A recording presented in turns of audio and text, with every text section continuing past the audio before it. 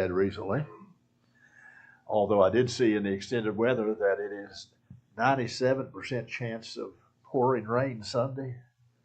Why is it has to wait till the weekend to do all that kind of stuff? I think it's some kind of conspiracy. I don't know who's behind it all, but I wish it wouldn't do that. Let's have a prayer together and we'll begin our class.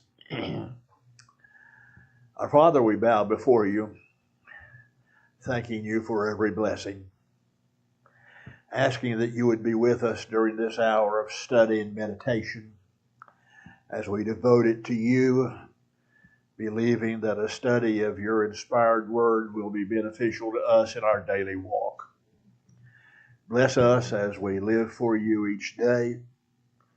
Be with those who are here and with those who, because of illness, are not able to be with us tonight. Bless them in a very special way. Now open our minds to your word as we meditate upon it. In Jesus' name, amen. We are in 3 John, and we had talked last week about one of the characters in the book. There are 3 mentioned.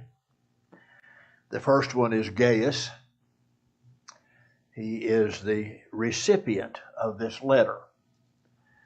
And I made the point that 3 John is a very personal letter. I know that some commentators say that it is the most personal of all New Testament letters. That's a judgment call. That may or may not be so. But it is indeed very personal. Gaius was a very common Roman name, so we do not know who this Gaius was. There are like 5 people in the New Testament named Gaius, this being one of them. And to try to say that this Gaius is one of the other 4 is, I think, ridiculous. Not any benefit in doing that. The reason that he writes to Gaius, John writes to Gaius, is to commend him. There's much to say about him that's good. John calls him beloved in verse 2, which was a pretty common Johnine greeting. It's like our saying, dear. Dear so-and-so. We write letters that way. Anybody write a letter anymore? But maybe cards or something, dear so-and-so. Beloved is very close to that. And he prays that Gaius would prosper in all things, that he would be in health just as his soul prospered. So evidently, Gaius was a man who was healthy in soul. Perhaps his body was not as healthy, and his finances probably were not very healthy either, because he was dedicated to helping traveling preachers. We made the point last time that preachers traveled from place to place and relied on folks along the way to take care of them. They didn't take money many times from unbelievers. Sometimes they had jobs they worked at. You know that Paul was a tent maker and sometimes plied that trade to support himself.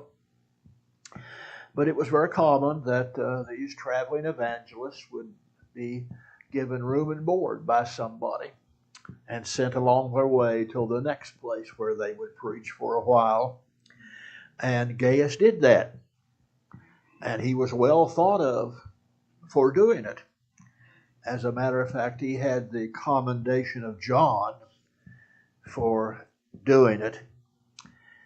He says in verse 6 that if you send them forward on their journey in a manner worthy of God, you will do well.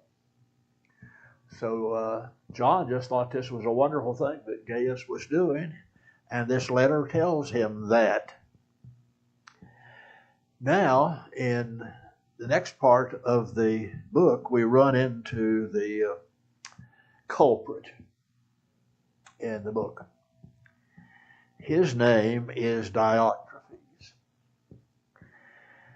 He says in verse 9, and that's where we got to last week, I wrote to the church, but Diotrephes, who loves to have the preeminence among them, does not receive us.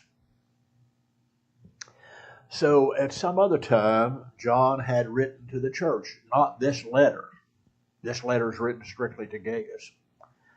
But he had written to the church, and a man by the name of Diotrephes, which interestingly enough has to do with Zeus, the god Zeus, the name does. And it is a name that was generally only used by very wealthy families. Now, you can make of that as you will. That may say something about Diotrephes' position. But when the letter that John wrote to the church came, Diotrephes didn't want it, wouldn't receive it. Now you think about the seriousness of that. Here's John, an apostle. Perhaps by this time he is the last living apostle, and I think that's probably so. If this book was written 90-95 AD, then that would make John the last of the living apostles. And here's an apostle who has all of this apostolic authority and writes, and Diotrephes says, we're not taking that letter, we're not receiving that letter. We're not going to pay any attention to what you have to do, John. And Diotrephes' problem, it says he wanted to have the preeminence. And I've made the point before that the word preeminent means first in rank. That Diotrephes wanted to be the big shot. How would you characterize Diotrephes' problem? What would you call it?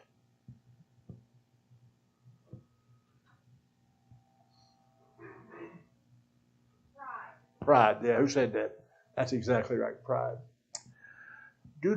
Proverbs 16, beginning at 6, mentions 7 things that are an abomination to God.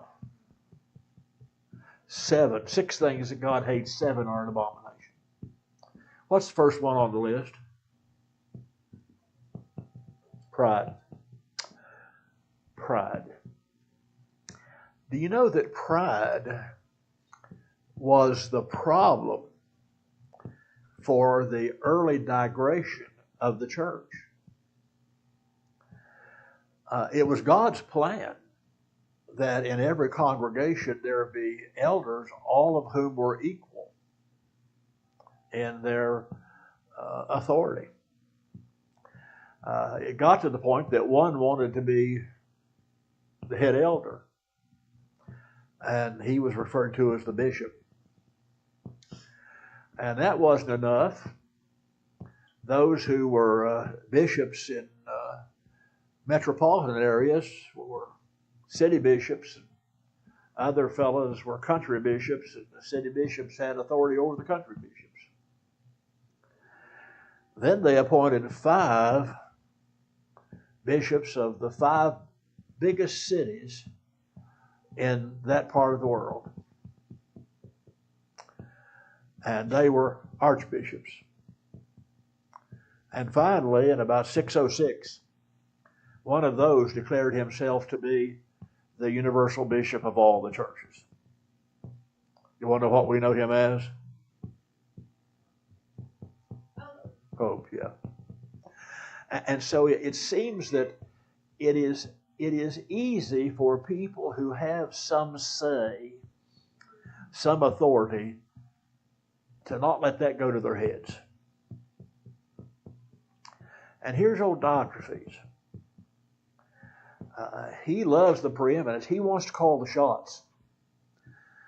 He wants to be the big wheel. And so he's not even going to listen to anything that the Apostle John has to say. Now, that's a serious charge, don't you think? That here's an apostolic letter, and Diotrephes said, no, don't think so. Don't want that at all. Verse 10, John just calls it like it is.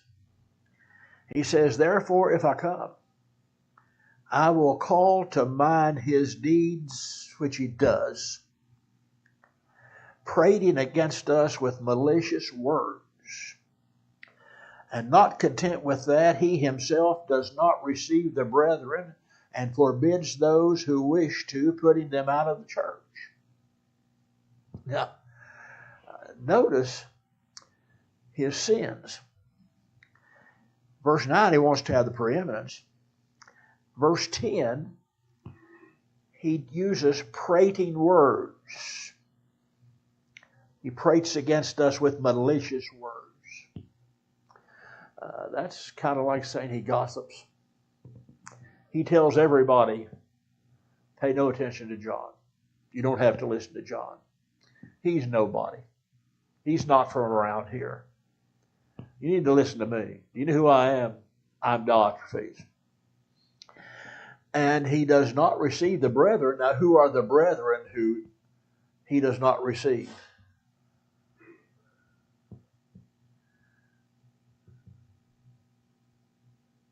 Who was the brethren that Gaius was receiving? The travelers.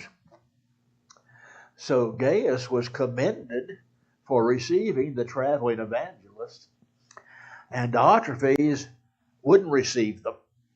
He didn't want anything to do. Why would he not want anything to do with traveling evangelists?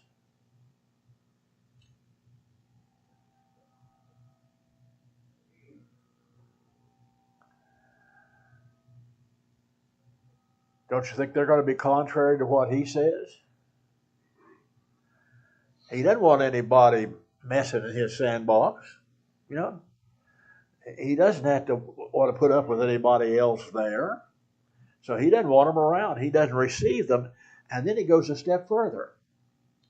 He puts those out of the church who wish to. Now, what would we call that?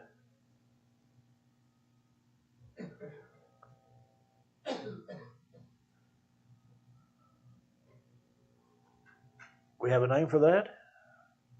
How about withdrawing fellowship? He kicks them out of the church. He kicks them out.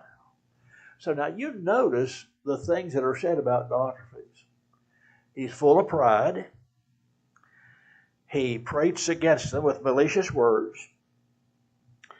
He doesn't want to receive the traveling evangelists. And he puts out of the church anybody who does. This would say he was a man of some authority in the church. Now, one wonders, why did they let him do that? I can't answer that. Sometimes people have enough clout that they can pretty much run a church. I've seen that. Sometimes it's a family situation. I've known churches where all of the leaders were members of the same family clan, and they controlled everything. So sometimes it's family. Sometimes it's wealth. You know, the man who has the deep pockets and can get things done that way financially can have a pretty strong word in what goes on. And a lot of people are just afraid to cross that person. So whatever the reason, Diotrephes was allowed to rule the roost. And John says, when I get there, I'll take care of it. He may not receive me as an apostle in letter, but when I get there in person, it'll be a different story. I would like to know if that ever happened, wouldn't you? And like to know what was said, but we don't. So we go from a man who is highly appreciated, who is spoken well of, Gaius, and we get to Diotrephes, and we don't know anything about him other than these 2 verses. There's no other mention anywhere in the New Testament of a fellow like this, so we have no idea who he was, but he's mentioned here. Now in verse 11, John's going to turn the page and say, I've given you a really, really, really bad example. Diotrephes. Now let me give you a very, very, very good example. And he brings up a matter of Demetrius. Beloved, do not imitate what is evil, but what is good. He who does good is of God, but he who does evil has not seen God. Now, that's a condemnation of Diotrephes, and it is a commendation of Demetrius. Now, there is another Demetrius mentioned in the Bible, in Acts 19. He was a silversmith and led a riot against Paul. Some have tried to make him this Demetrius by saying he changed and converted. Well, that's nothing to support that. That's just a wild-eyed guess. So I don't know who this Demetrius was. I think probably he was the one who carried this letter.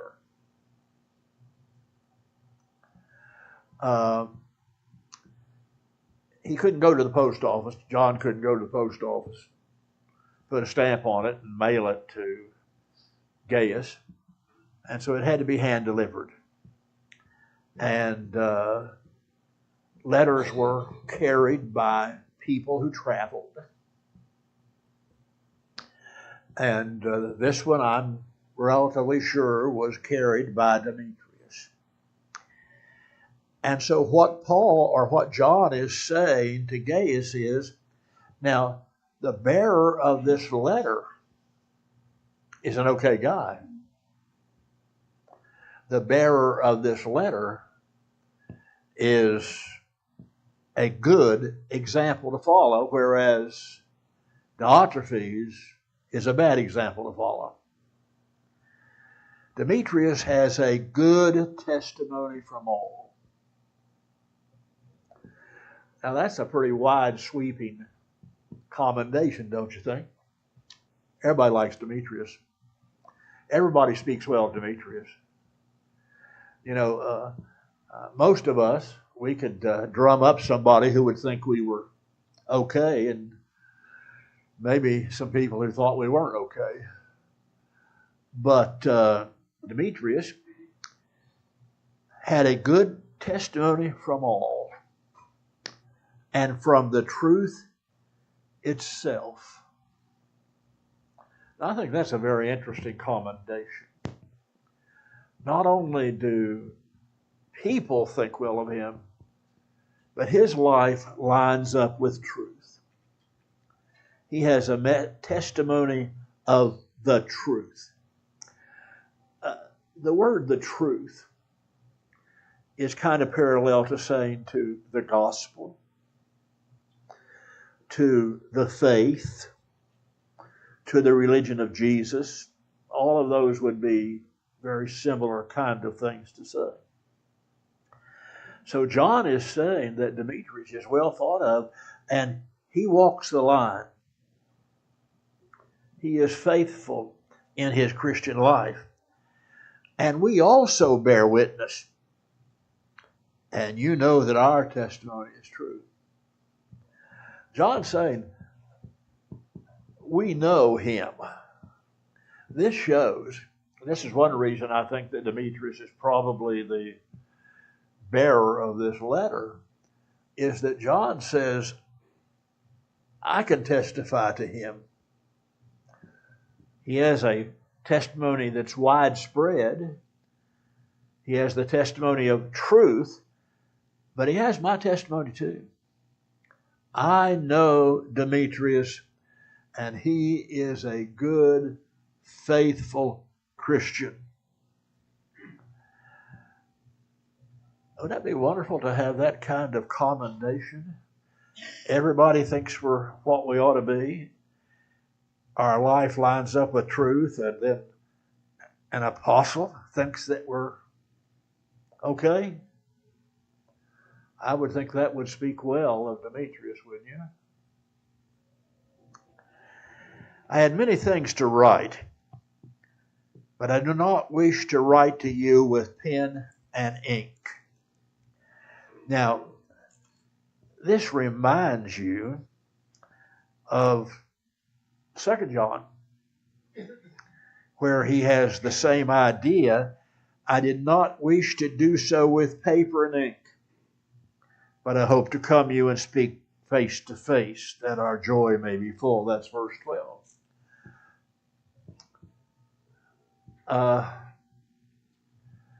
That would lead me to believe that John planned a trip that would involve whoever the lady was that he wrote to in 2 John. And I've taken the position, I think it's a church, not an individual lady, but lady is as a term used for the church. And Gaius, that he was planning a trip that would involve both of these. I didn't want to write with paper and ink. Didn't want to write with ink and paper. I wanted to come to you. Now, what would be the question you'd want to know? Did he ever get to do that? Wouldn't that be nice? And we have no way of knowing that. But I think that was his plan, that I really would like to come and see you. I don't want to write to you with pen and ink. Why is that? What's the problem with pen and ink? Or ink and paper? You can't get emotion in the paper. Yes, very good. It reminds me of what we do on social media.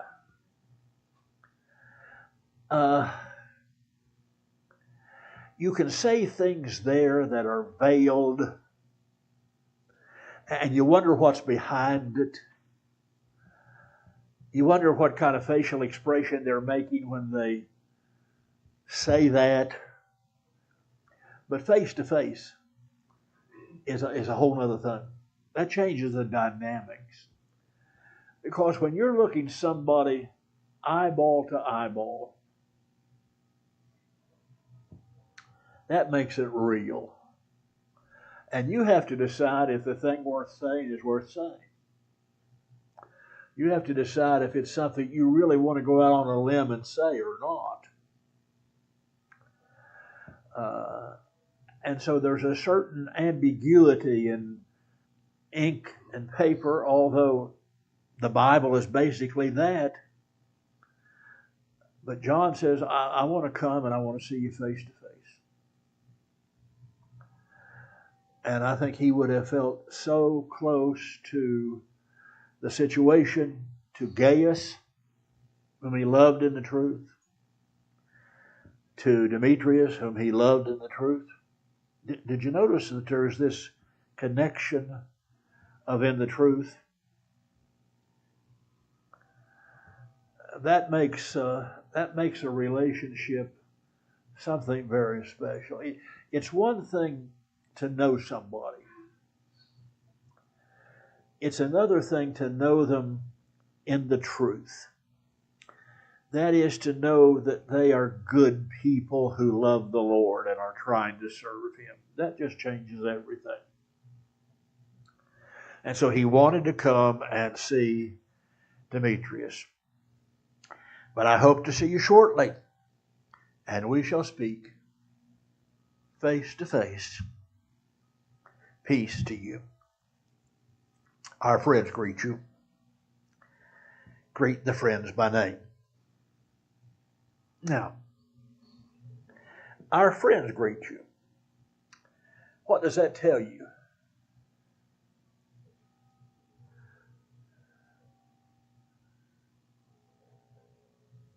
That John knew some of the same people that Demetrius knew?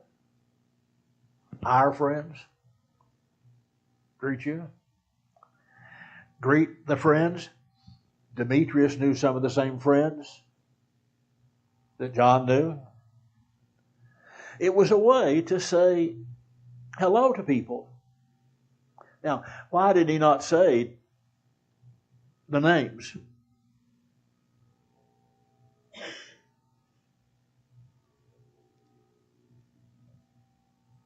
Why didn't he just give off the list of Luke and Paul and whoever? It wouldn't have been the men who wrote the Bible in the New Testament, but just Roman names, Jewish names. Why didn't he just rattle off a bunch of them?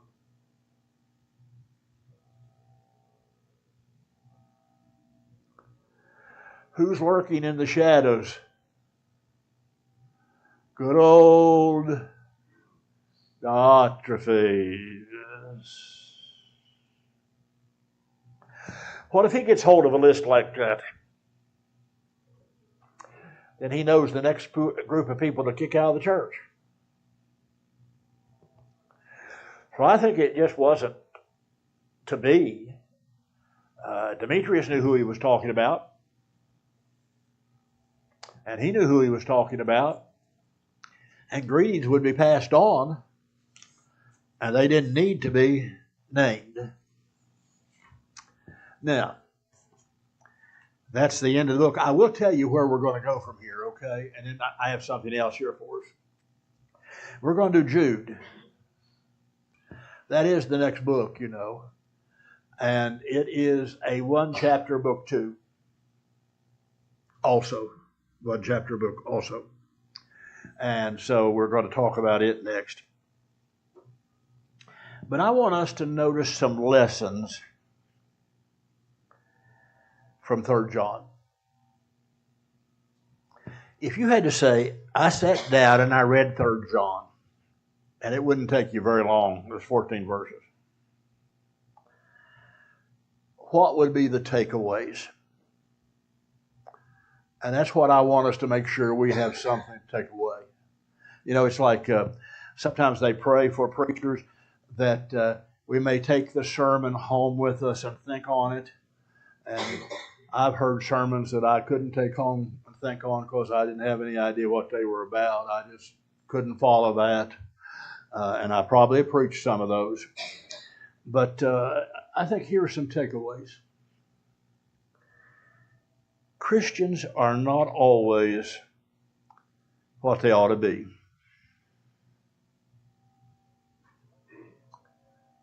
Is that true? Should we allow that to influence us for bad? What makes people get angry and leave the church often?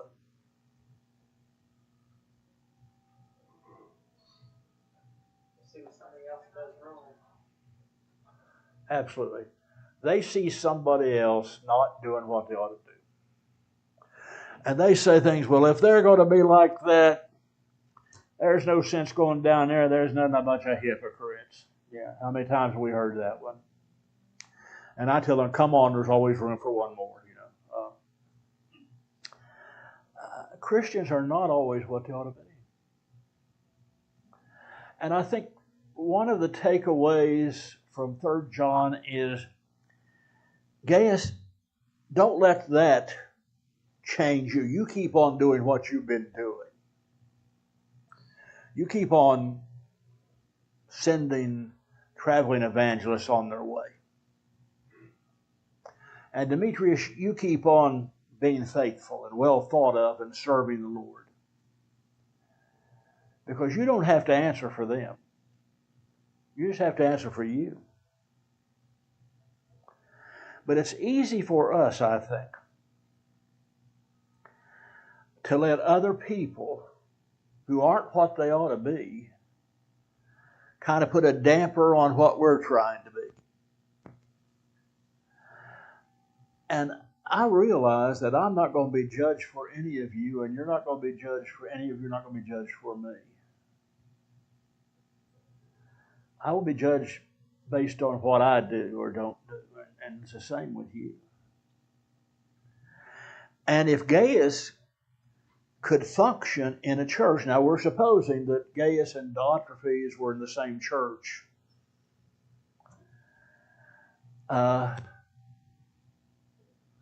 John says, stay in there and do your thing. Stay in there and work for the Lord. Stay in there and serve. Now, there are some people who believe that since many churches were house churches, that perhaps they were from the same city, but Gaius was in one house church and Diotrephes was in another house church. It amazes me how people come up with ideas like that. It sounds like, could be, but I don't know. There's no way to know. But I think that's a takeaway.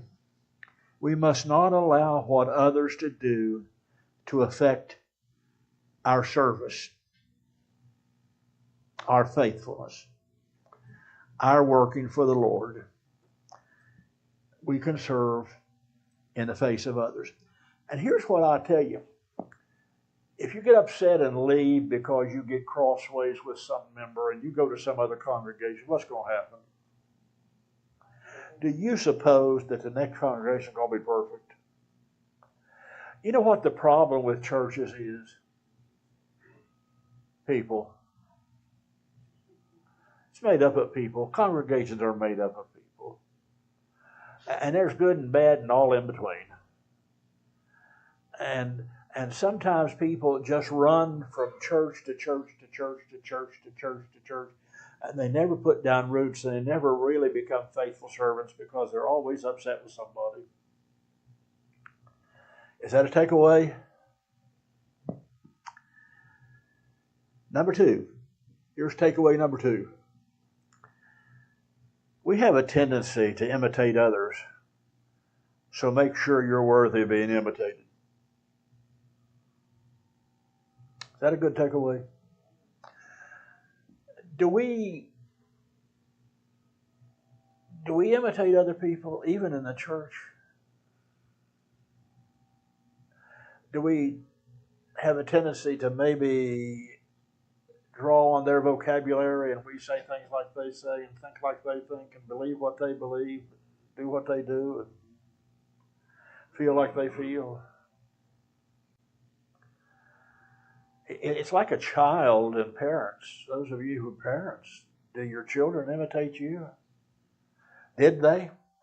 Some of you I can remember back then that they tend to walk like you and talk like you and think like you. It happens in the church too. So are we worthy of being imitated? If somebody said, I really would like to be like Tom Miller, would that be a good thing? I'm not asking you to answer because I won't go home and sleep tonight. That'd be a scary thing for me because I don't feel like I'm worthy of that. But people are going to imitate you. People are going to think you hung the moon. Want to be just like you. And so the question remains, are we worthy of imitation? And are the people we are imitating worthy of imitation? Do we strive to be like the best in the best or not? Is that a good takeaway? There are people watching you. There are people deciding what they think of Christianity based on you. What's the song we sing sometimes? We are the only Bible the careless world may read. I think that's true. Let me give you one more. We often allow the spirit of Diotrephes to reign. Why did Diotrephes do what he did?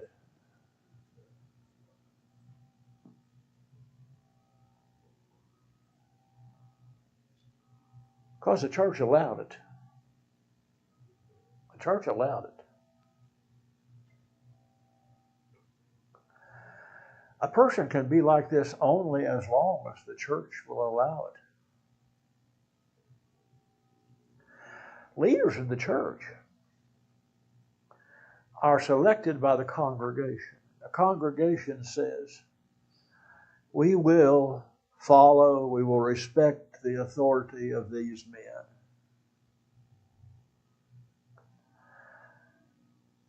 An elder can be unelded as much as anybody else can be disciplined. Now, I will tell you, it gets real sticky. And you know what happens? Rather than stay there and deal with it, what most people do? Let's move on someplace else and hope for the best. And in all of my years of preaching, I've been preaching full time since 1963. Can you believe that? 1963 is when I first started preaching full time.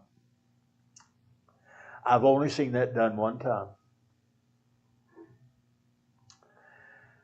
The church said of an eldership that was dysfunctional,